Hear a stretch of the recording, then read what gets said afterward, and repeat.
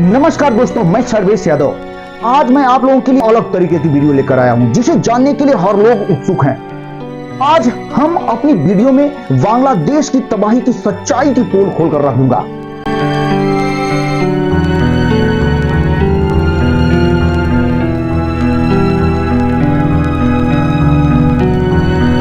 दोस्तों, पिछले महीने बांग्लादेश में भारी संख्या में छात्र धरने पर उतरे। शुरुआत में ये धरने शांतिपूर्ण थे, लेकिन बाद में ये हिंसा का रूप धारण कर लिए और ये कब खौफनाक हो गई ये पता ही नहीं चला। दोस्तों, बांग्लादेश में मिलिट्री कर्फ्यू लगा दिया गया, स्कूल कॉलेजों पर ताला लगा दिए गए और बांग्लादेश की सरकार द्वारा मोबाइल इंटरनेट को भी बैन करवा दिया गया। दोस्तों, इस खौफनाक हिंसक प्रोटेस्ट में 1000 से ज्यादा लोग मारे जा चुके हैं और लगभग 2500 लोग गिरफ्तार किए जा चुके हैं। सबसे बड़ी बात, बांग्लादेश की प्रधानमंत्री शेख हसीना अपने देश को छोड़कर भाग चुकी हैं। यही नहीं दोस्तों, यहाँ की जनता शेख हसीना के घर को लूट रही है और उनके घर के सामानों को उठाकर लोग लेकर जा रहे हैं। अब चलिए दोस्तों, हम अपनी इस वीडियो में इतनी बड़ी दुर्घटना को विस्तार से आसान शब्दों में एकदम क्लियर करने वाले हैं। दोस्तों, बांग्लादेश में इतने बड़े धरने का सीधा कारण है आरक्षण, रिजर्वेशन। यहां पर आरक्षण 56% है, जो अलग अलग कैटेगरी में अलग अलग तरीके से डिवाइड किया गया है। इसका अर्थ है कि बांग्लादेश में मात्र 44% नौकरियां ही मेरिट के आधार पर दी जा सकती हैं। यह आरक्षण हमारी इंडिया से एकदम अलग है।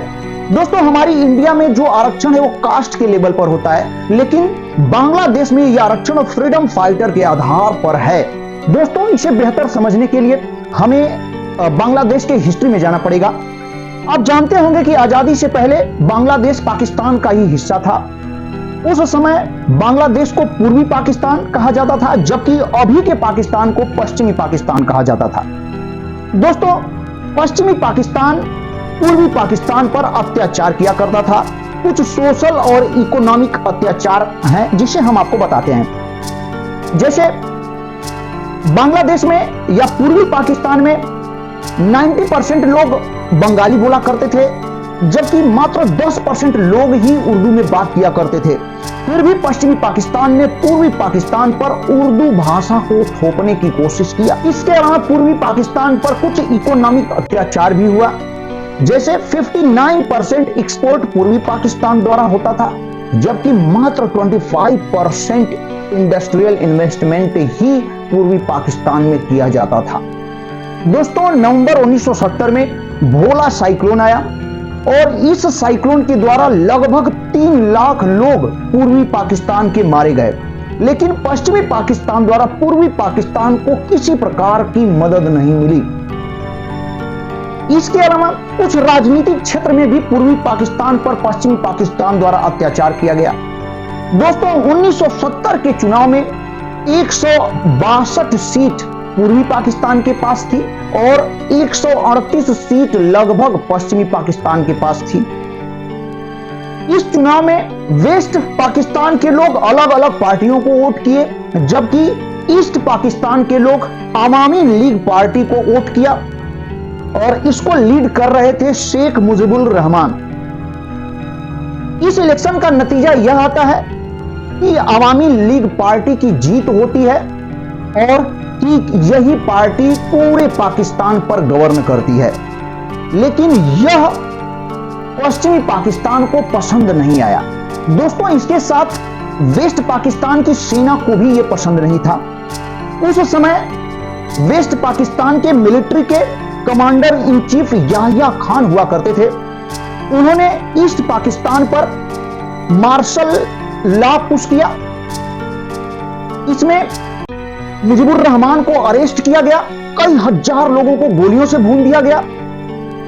इसी समय दोस्तों, लगभग 1 करोड़ लोग ईस्ट पाकिस्तान से हमारे देश भारत में शरण ली। इस प्रकार ईस्ट पाकिस्तान की लगभग 50% पॉपुलेशन डिस्प्लेस्ड हो गई। दोस्तों, इसी के बाद सन 1971 में बांग्लादेश में लिबरेशन वार हमें देखने को मिला। यह वही वार था जिसमें इंडिया ने बांग्लादेश की भरपूर मदद की और बांग्लादेश को आजादी दिलाई। उस समय हमारे देश के प्रधानमंत्री इंदिरा गांधी जी थी, जिनकी मुख्य भूमिका थी इस वार में। दोस्तों, बांग्लादेश के जिन लोगों ने इस वार में महत्वपूर्ण भूमिका निभाई थी, यानी संघर्ष किया था, उन्हीं लोगों को फ्रीडम फाइटर्स नाम दिया गया। बांग्लादेश में यही फ्रीडम फाइटर्स बांग्लादेश के आरक्षण को प्रभावित किए हुए हैं। दोस्तों, बांग्लादेश के कोटा सिस्टम में 30% रिजर्व किया गया है फ्रीडम फाइटर्स के लिए, 10% रिजर्व किया गया है औरतों के लिए, 10% रिजर्व है बैकवर्ड डिस्ट्रिक्ट के लिए, 5% माइनॉरिटीज के लिए, जबकि 1% फिजिकली डिसेबल्स के लिए रिजर्व है।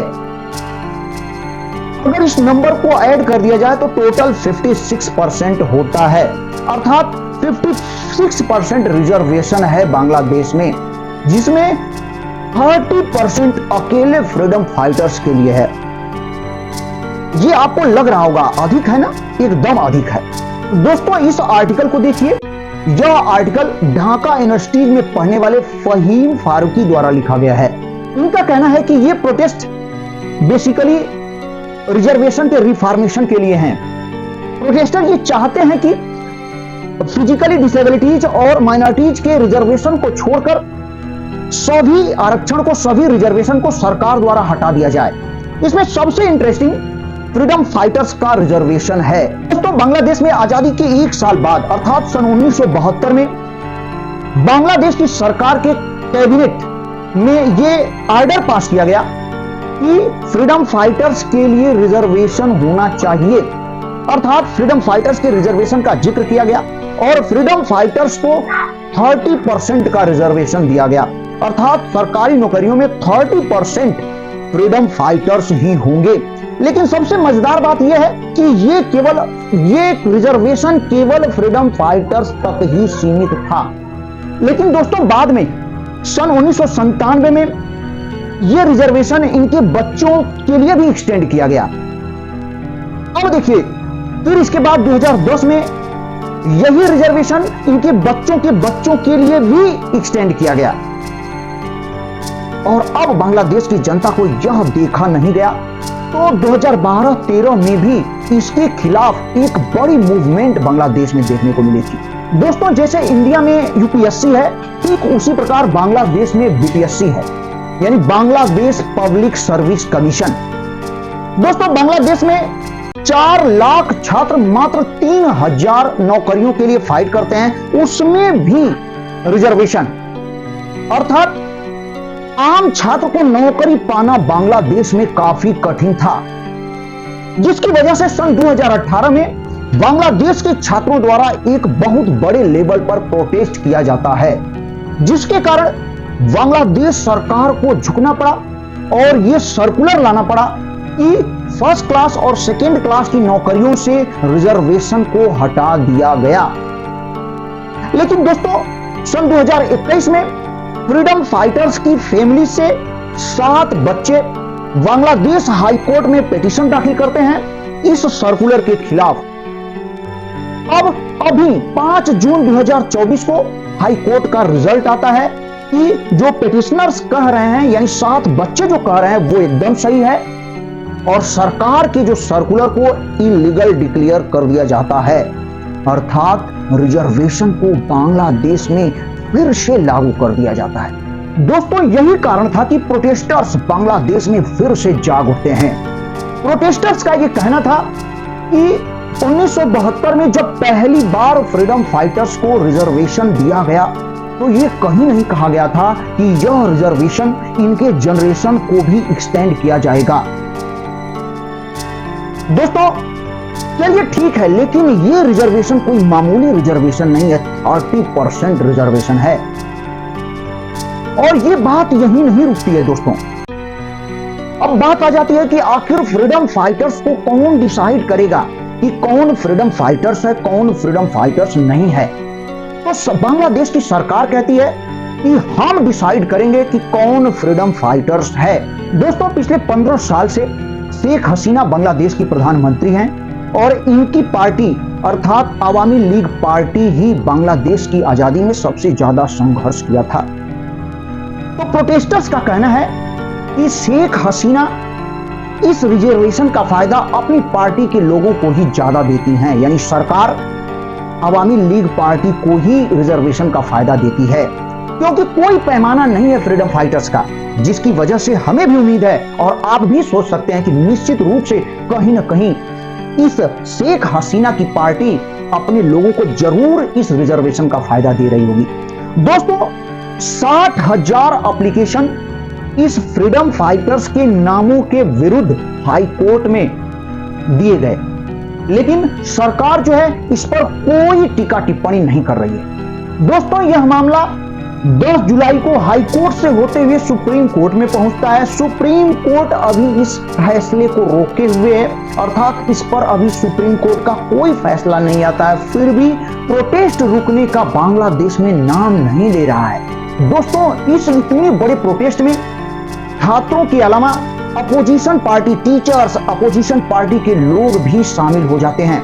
इस प्रोटेस्ट को रोकने के लिए सरकार द्वारा 7,000 पैरामिलिट्रीज की व्यवस्था की जाती है।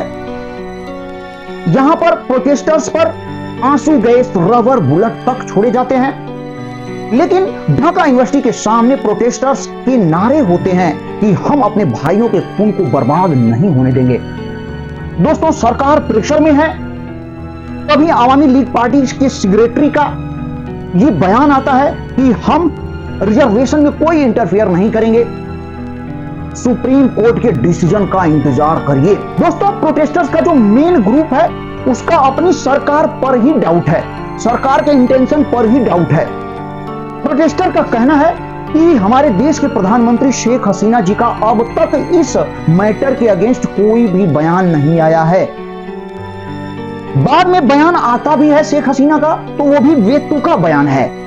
शेख हसीना कहते हैं कि प्रोटेस्टर्स फ्रीडम फाइटर्स से इतनी नफरत क्यों करते हैं।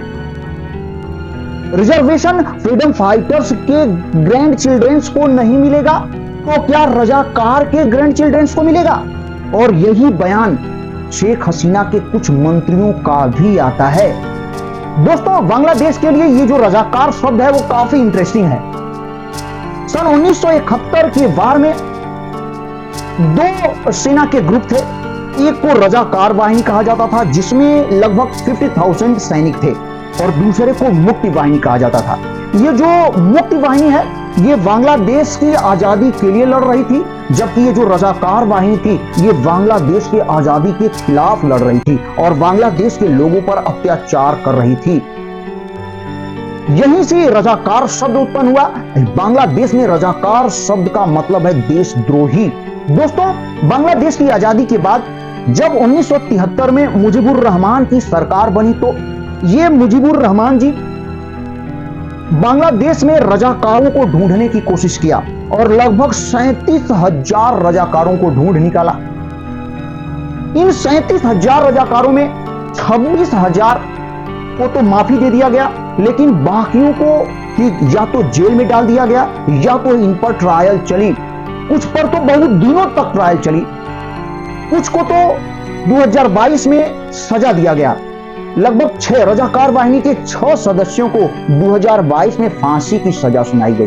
दोस्तों, इससे स्पष्ट होता है कि बांग्लादेश में रजाकार शब्द का अर्थ है देशद्रोही। तो क्या प्रोटेस्टर्स देशद्रोही हैं? ऐसा नहीं कहा जा सकता। जो सरकार के विरोध में बात करते हैं, क्या वे देशद्रोही हैं? ऐसा कोई सेंस नहीं बनता है। दोस्तों, जो सच्चा देशभक्त होता है वो सरकार से भी लड़ने के लिए तैयार रहता है। यदि सरकार गलत कर रही है तो लड़ने के लिए तैयार रहते हैं, क्योंकि ये कोई जरूरी नहीं है कि सरकार जो कर रही है वो परफेक्ट ही है। दोस्तों, डेमोक्रेसी का मतलब ये नहीं होता है कि 5 साल में एक बार आप गए और वोट देकर चले आए। दोस्तों, डेमोक्रेसी का मतलब होता है कि आप पॉलिटिकली अवेयर हों। यदि कोई गलत हो रहा है, कहीं अनहित हो रहा है, तो उसके प्रति आप सजग रहें। जनता को परखना चाहिए कि सरकार गलत कर रही है कि सही कर रही है। यदि सरकार गलत कर रही है तो उसके खिलाफ भी मजबूती से खड़ा होना चाहिए। दोस्तों, शेख हसीना का मतलब था कि जो प्रोटेस्टर्स हैं वो फ्रीडम फाइटर्स की तौहीन कर रहे हैं, लेकिन प्रोटेस्टर्स का फ्रीडम फाइटर्स की तौहीन करना एम नहीं है। प्रोटेस्टर तो चाहते हैं कि जो दबे कुचले लोग हैं उनको भी नौकरियां मिले, क्योंकि उन विचारों की भी नौकरियों पर हक है। सरकार 2018 में खुद रिजर्वेशन को हटाया था, तो क्या सरकार भी फ्रीडम फाइटर्स की तौहीन कर रही है? ये सेंसलेस बात करना एक प्रधानमंत्री को सूट नहीं करता है। दोस्तों, इसी प्रकार हमारे देश के एक मशहूर पत्रकार भी कुछ ऐसी बातें करते हैं इनका कहना है कि बांग्लादेश में जो प्रोटेस्ट चल रहा है इसका मुख्य कारण अमेरिका है। अमेरिका ही बांग्लादेश में प्रोटेस्टर्स को प्रलोभन देकर उनको उत्तेजित कर रहा है। अमेरिका जैसे जो देश हैं वो पीछे से रिमोट कंट्रोल से इन दंगों को भड़काते रहते हैं, क्योंकि जो पश्चिमी बड़े बड़े जो देश हैं अमेरिका जैसे, वो उन देशों के विपक्षी दलों के साथ मिल जाते हैं। और सुनिए दोस्तों, सुशील चौधरी ने तो यहां तक कह दिया कि बांग्लादेश के प्रोटेस्टर्स को देखकर ही हमारे पश्चिम बंगाल में भी प्रोटेस्ट शुरू है। अब सोच लीजिए, बांग्लादेश का जो प्रोटेस्ट है, जो आरक्षण है, वो अलग तरीके का है, वो फ्रीडम फाइटर्स के लिए है, जबकि हमारे देश का जो आरक्षण है वो कास्ट लेवल का है। बांग्लादेश में हो रहे इस आंदोलन के समर्थन में पश्चिम बंगाल में भी अब विरोध प्रदर्शन हो रहे हैं। वामपंथी दलों के जो छात्र भारत में सरकारी नौकरियों में आरक्षण चाहते हैं, वो बांग्लादेश के उन दंगों का समर्थन कर रहे हैं जो सरकारी नौकरियों में आरक्षण खत्म करने के लिए चल रहे हैं। दोस्तों, 21 जुलाई को बांग्लादेश सुप्रीम कोर्ट का आदेश आता है, या सुप्रीम कोर्ट द्वारा कहा जाता है कि फ्रीडम फाइटर्स के कोटे को 5% कर दिया जाए और फिजिकली डिसेबल ट्रांसजेंडर्स के कोटे को 2% कर दिया जाए और टोटल रिजर्वेशन 7% कर दिया जाए। हालांकि अभी भी प्रोटेस्टर्स प्रोटेस्ट कर ही रहे हैं। दोस्तों, बांग्लादेश में प्रोटेस्ट का मुख्य कारण जो बेरोजगारी है, जैसे हमारे इंडिया में बेरोजगारी है, वैसे ही बांग्लादेश में भी बेरोजगारी बढ़ गई है, जिसका मुख्य कारण फ्रीडम फाइटर्स के रिजर्वेशन को मानकर लोग सड़कों पर उतर आए हैं। और यह बात कुछ हद तक सही भी है। दोस्तों नमस्कार, मैं सर्वेश यादव।